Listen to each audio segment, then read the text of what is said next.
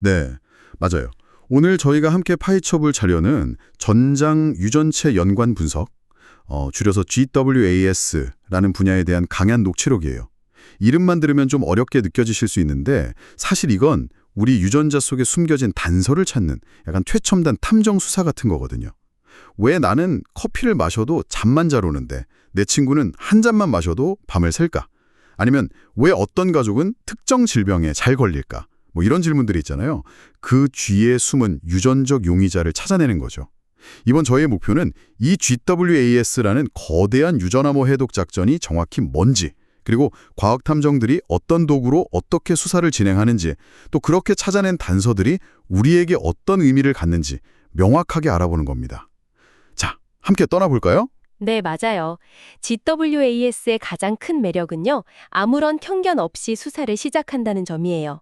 아, 이 유전자가 범인일 거야. 이렇게 미리 정해두는 게 아니고요. 말 그대로 우리 유전체 전체를, 그러니까 게놈 전체를 용의선상에 올려놓고 샅샅이 뒤지는 방식이죠. 그래서 전혀 예상치 못한 곳에서 단서를 찾을 때가 많아요. 특히 제2형 당뇨병이나 비만처럼요. 여러 유전자랑 환경 요인이 복잡하게 얽혀 있는 사건. 저희는 이걸 복합형질이라고 부르는데 이런 걸 수사하는데 아주 강력한 도구입니다. 와, 가설 없이 시작하는 탐정 수사라니 정말 흥미롭네요. 그럼 수사의 첫 단계는 뭔가요? 예를 들어 당뇨병 사건이라면 당뇨병에 걸린 사람들이랑 그렇지 않은 사람들을 모아놓고 뭐랄까 일종의 대질신문 같은 걸 하는 건가요? 그거 아주 정확한 비유예요. 가장 기본적인 수사 기법이 바로 환자 대조군 연구입니다. 특정 질병을 가진 환자 집단, 그리고 그렇지 않은 대조군 집단의 DNA를 나란히 놓고 비교하는 거죠. 이때 저희 탐정들이 집중해서 보는 건 DNA 염기 서열에 나타나는 미세한 개인차, 일종의 오타라고 할 수 있는 단일 염기 다형성, 즉 스닙이라고 부르는 겁니다. 아, 스닙이요. 그러니까 수백만 개의 그 스닙들을 하나하나 다 비교해서 환자 집단의 DNA에서만 유독 자주 나타나는 특징적인 오타를 찾아내는 거군요. 바로 그거예요. 수백만 개를 쫙 분석해서 환자 집단에서 통계적으로 유의미하게 더 자주 발견되는 스닙을 찾아내는 거죠. 근데 여기서 아주 중요한 함정이 하나 있어요. 함정이요? 네, 어떤 스닙이 질병과 연관되어 있다는 사실이 그 스닙이 질병을 일으키는 원인이라는 뜻은 아니라는 거예요. 아, 알 것 같아요. 범죄 현장에서 발견된 발자국 같은 거군요. 그 발자국이 범인이 직접 남긴 것일 수도 있지만 사실은 범인이 타고 도망간 차의 타이러 자국일 수도 있는 거고요. 발자국 자체가 범인은 아니지만 그 근처에 범인에 대한 결정적인 단서가 있다는 강력한 신호가 되는 거죠. 네, 완벽한 비유입니다. 그 발자국이 진짜 범인의 것인지 아니면 그냥 지나가던 우체부의 것인지 가려내는 게 정말 어렵거든요. 여기서 우리 탐정들이 마주하는 첫 번째 함정이 등장합니다. 함정이요? 이 거대한 데이터 속에서 길을 잃게 만드는 그런 교묘한 함정인가 보네요. 네, 바로 집단 계층화라는 함정이에요. 만약에 환자군하고 대조군의 조상, 그러니까 인종적 배경이 다르면 수사 전치가 잘못된 방향으로 갈 수 있어요. 예를 들어서요. 특정 인종 집단에서만 유독 자주 나타나는 SNP가 있다고 해보죠. 근데 우연히 환자군에 그 인종 집단 사람들이 더 많이 포함이 된 거예요. 그러면 그 SNP는 질병과는 아무 상관없이 그냥 단순히 인종적 차이 때문에 범인으로 지목될 수가 있는 거죠. 아, 이게 바로 가짜 양성, 즉 억울한 누명을 쓰는 SNP가 생기는 경우입니다. 잠깐만요. 그건 정말 심각한 문제인데요. 조상 배경이 다르면 결과가 왜곡된다니. 그러면 미국처럼 다양한 인종이 섞여 사는 나라에서는 GWAS 연구가 거의 불가능한 것 아닌가요? 아니면 뭐 연구 참여자를 특정 인종으로만 제한해야 하나요? 그건 또 다른 편향 문제를 낳을 것 같은데요. 아주 날카로운 질문이십니다. 그래서 저희는 아주 정교한 통계적인 방법을 써요. 연구 참여자 모두의 유전체 전반에 흩어져 있는 SNP 데이터를 이용하거든요. 그걸로 각 개인의 유전적 조상 배경을 수학적으로 추정해내고 그 차이를 통계 모델에서 보정해 주는 거죠. 이렇게 하면 인종적 배경이라는 교란 요인을 싹 제거하고 순수하게 질병과 관련된 유전적 신호만 포착할 수 있게 됩니다. 그렇군요. 그런데 한 사람당 수백만 개나 되는 SNP는 대체 어떻게 그렇게 빨리 다 읽어내는 건가요? 일일이 손으로 할 수는 없을 텐데요. 물론이죠. 여기서 이제 SNP 칩 또는 마이크로 어레이라는 첨단 장비가 등장합니다. 작은 칩 위에 수백만 종류의 DNA 탐침을 심어놓고 거기에 개인의 DNA 샘플을 떨어뜨리면 각 SMP 위치에 어떤 염기를 가졌는지 색깔 신호로 한 번에 읽어주는 기술이에요. 근데 이것보다 더 영리한 지름길도 사용해요. 지름길이요? 네, 우리 유전 전구는 완전히 무작위로 섞여서 유전되는 게 아니라 보통 바깥에 있는 것들끼리 덩어리째 함께 유전되는 경향이 있거든요. 이걸 연관 불균형이라고 하는데요. 아, 그거 혹시 친구들끼리 항상 같이 다니는 거랑 비슷한 건가요? A라는 친구가 보이면 그 옆에 B랑 C도 있겠구나 하고 쉽게 예측할 수 있는 것처럼요. 정확해요. 정말 완벽한 비유예요. 그래서 저희는 그 무리의 정보를 전부 확인할 필요 없이 그 무리를 대표하는 대표 친구 격인 태그 SMP 몇 개만 확인하는 거예요.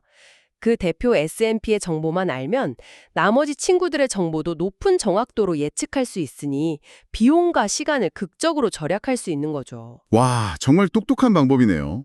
그렇게 해서 데이터가 산더미처럼 쌓였을 텐데 그 많은 정보 속에서 실수로 엉뚱한 SNP를 범인으로 지목할 위험도 엄청 크겠어요. 바로 그 점이 GWS 수사의 핵심입니다. 수백만 번의 테스트를 하다 보면 아무런 죄가 없는 SNP가 우연히 범인처럼 보일 확률이 정말 높거든요.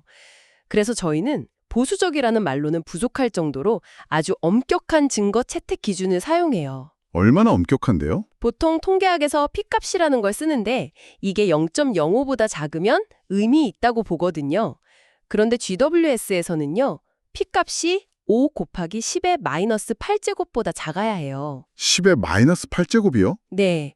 이게 어느 정도냐면 동전을 던져서 25번 연속으로 앞면이 나올 확률보다도 더 낮은 확률이에요. 그런 우연은 절대 아니라고 확신할 수 있을 때만 용의자를 찾았다고 선언하는 거죠. 25번 연속 안면이요. 와, 정말 웬만해서는 유죄 판결을 내리지 않는 거군요. 그럼 그렇게 찾아낸 수많은 용의자들을 한눈에 볼 수 있게 정리하는 방법도 있나요? 네. 그래서 우리 탐정들이 맨해튼 플롯이라는 걸 그려요. 일종의 용의자 게시판 같은 거죠. 가로축에는 1번 염색체부터 우리 유전체 지도를 쭉 펼쳐놓고요. 세로축에는 각 SNP가 질병과 얼마나 관련이 깊은지를 점으로 찍습니다. 관련성이 강할수록 점이 높이 찍히겠죠. 그러면 강력한 용의자들이 모여있는 곳은 마치 뉴욕 맨해튼의 마철로처럼 하늘 높이 솟아오르게 돼요. 아, 그래서 맨해튼 플롯이군요. 그럼 그 높이 솟은 빌딩들이 바로 우리가 주목해야 할 유력 용의자들이 숨어있는 지역이라는 거네요. 정말 직관적이에요. 근데 만약에 저렇게 높이 솟은 빌딩이 하나도 없으면 어떡하죠? 그건 그 질병이 유전과는 전혀 관련이 없다는 뜻인가요? 그것도 아주 좋은 질문이에요. 그럴 경우엔 두 가지로 의심해 볼 수 있어요. 하나는 말씀하신 대로 유전적 요인이 거의 없는 질병일 가능성. 다른 하나는 수많은 유전자들이 아주 조금씩만 영향을 미쳐서 개별적으로는 저 높은 빌딩을 세울 만큼 강력한 신호를 내지 못하는 경우예요. 거대한 빌딩은 없지만 수많은 작은 빌라들이 쫙 흩어져 있는 모습일 수도 있죠. 그렇군요. 자, 그럼 이 강력한 탐정 도구로 지난 수년간 어떤 놀라운 사실들을 밝혀냈나요? 사건 해결에 큰 도움이 되었나요? 그럼요. 지금까지 수백 가지 질병이나 형질에 대해 수천 개가 넘는 유전적 단서들을 찾아냈어요. 그 과정에서 저희가 기존에 가졌던 생각들을 완전히 뒤집는 발견들이 많았죠. 예를 들면 어떤 것들이요? 가장 충격적이었던 발견 중 하나는요. 질병과 관련된 유력 용의자 SNP들 대부분이 단백질을 만드는 유전자, 그 핵심 코드가 아니라는 거예요. 그 주변에 비어있는 공간, 예전에는 쓸모없다고 정크 DNA라고 빌렸던 영역에서 발견된다는 점이었어요. 네, 그건 마치 범죄의 결정적 단서가 범인의 집이 아니라 집 앞 쓰레기통에서 발견된 것과 같은 상황인데요. 맞아요. 처음엔 다들 의아해했죠. 하지만 연구를 통해서 이 정크 DNA 영역들이 사실은 주변 유전자를 언제 얼마나 켤지 조절하는 조광기 스위치 같은 아주 중요한 역할을 한다는 게 밝혀졌어요. 즉, 유전자의 설계도 자체에 문제가 있는 게 아니라 그 설계도를 켜고 끄는 스위치가 고장나서 병이 생길 수 있다는 걸 알게 된 거죠. 와, 쓸모없다고 생각했던 부분에 그런 중요한 기능이 숨어 있었다니. 또 다른 흥미로운 수서 이론은 없나요? 그럼요. FTO라는 유전자에 얽힌 이야기가 아주 재미있어요.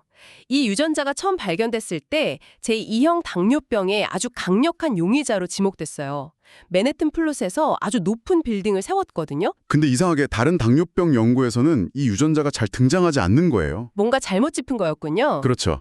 나중에 알고 보니까 처음 FTO를 발견했던 연구의 당뇨병 환자들이 대조군보다 평균적으로 훨씬 비만했던 거예요.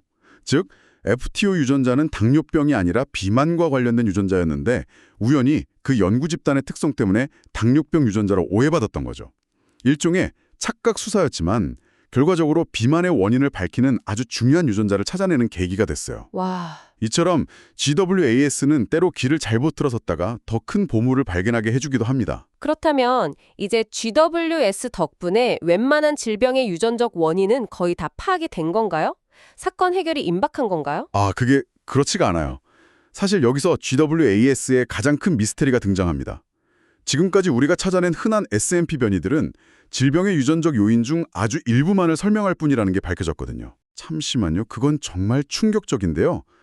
예를 들어 어떤 질병의 원인 중 유전적 요인이 50%라고 알려져 있는데 GWS로 찾아낸 유전자들이 설명하는 건 고작 10% 정도에 불과하다.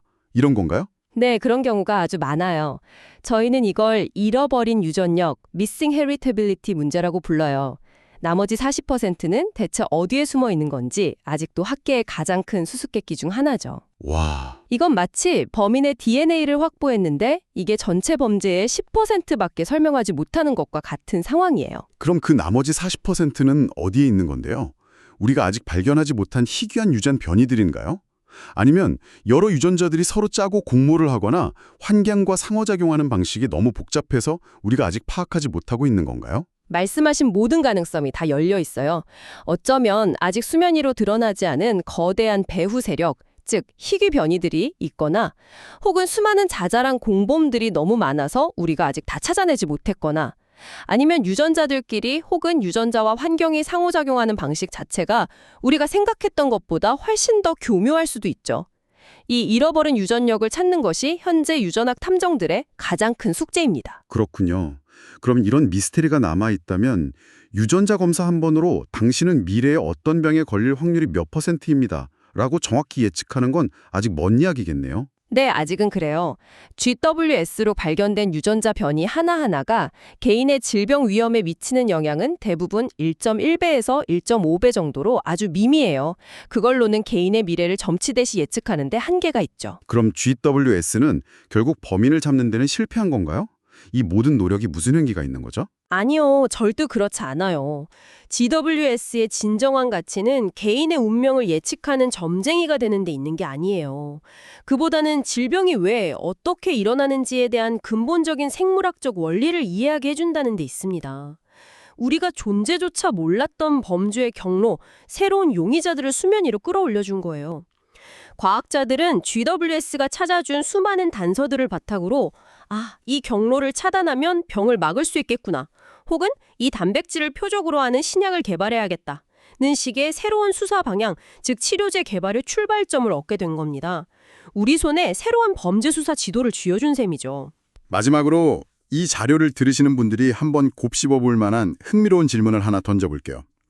오늘 살펴본 자료에 따르면 어떤 하나의 유전 변이는 전립선암의 위험은 높이는 동시에 제2형 당뇨병의 위험은 오히려 낮추는 것으로 나타났다고요.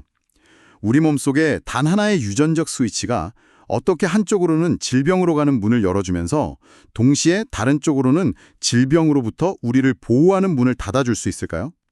우리 세포가 성장하고 분열하는 근본적인 방식에 대해 이 이중적인 모습은 과연 무엇을 말해주고 있는 걸까요? 이 질문을 남겨드리면서 오늘 탐구는 여기서 마치겠습니다.